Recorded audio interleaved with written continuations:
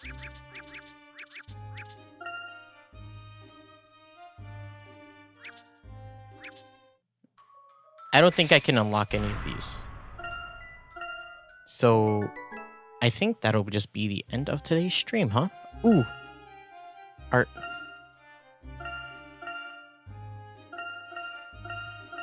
What game is next on the list? Not me. I said it. The hint for the next game is... The hint for the next game is that it's having a manga published. As you can see, I wear a butler's outfit. But the truth is, as the defense claims, I am a girl. Wow. It's a voice test. It's a PC title, dog. It's a title that's predominantly known for being on PC. Okay. But that is enough of Phoenix Wright. Hey. Pretty good game.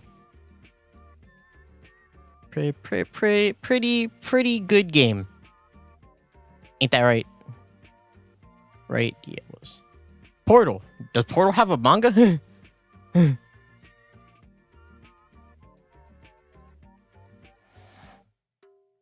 It was fun. It was fun. It was fun while we played it. We got a fun ending where we got to see... We can make a Portal manga. Sure. Sure we can.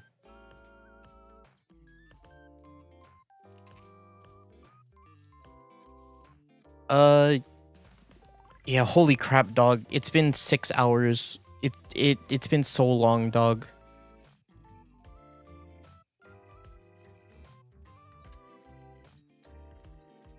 Hold up. F2P, dog. I'm broke. Okay.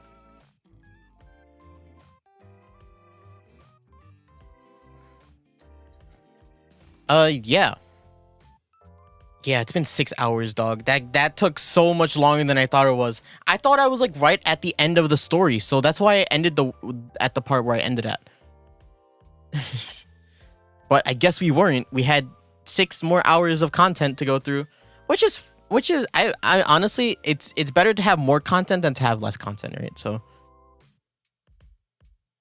the epilogue had like 5 parts in it. It did. It called itself the epilogue, even though the story wasn't over. That was like the craziest part to me, really. I was just like, this is the epilogue, right? It's over. It's gonna be over soon. 4 hours later. Eve. I'm so sorry. Spell, I'm so sorry. Fucking finally.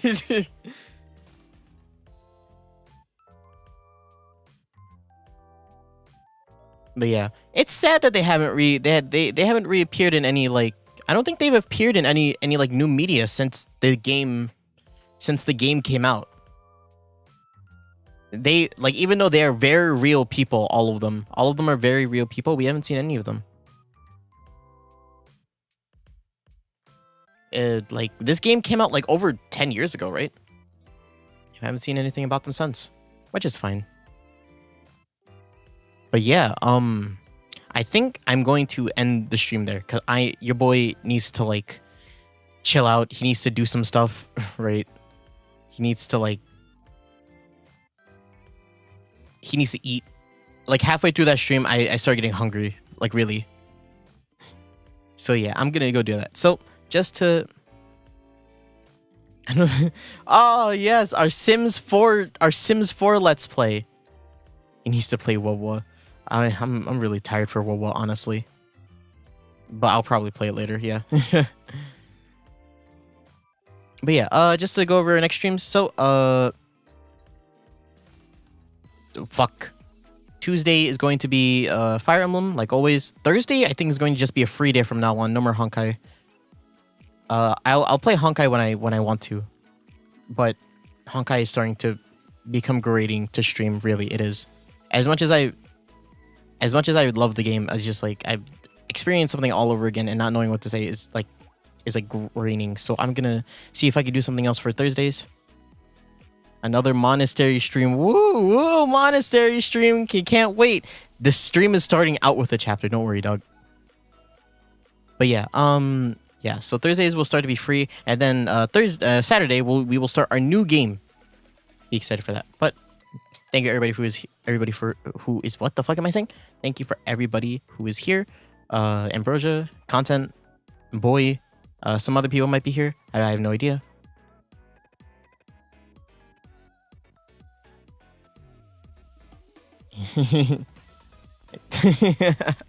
Yeah, go do that. All right. I'll get out of your hair then. All right. Hi, Botany. What's up? I'm ending stream, so I'll see all of you guys whenever I see you guys again. All right. Bye bye everybody. Bye bye. Dun dun dun dun. Turn on this. I'm sorry, Botany. Yeah, you just tuned in as soon as I left. Okay. Bye bye everybody.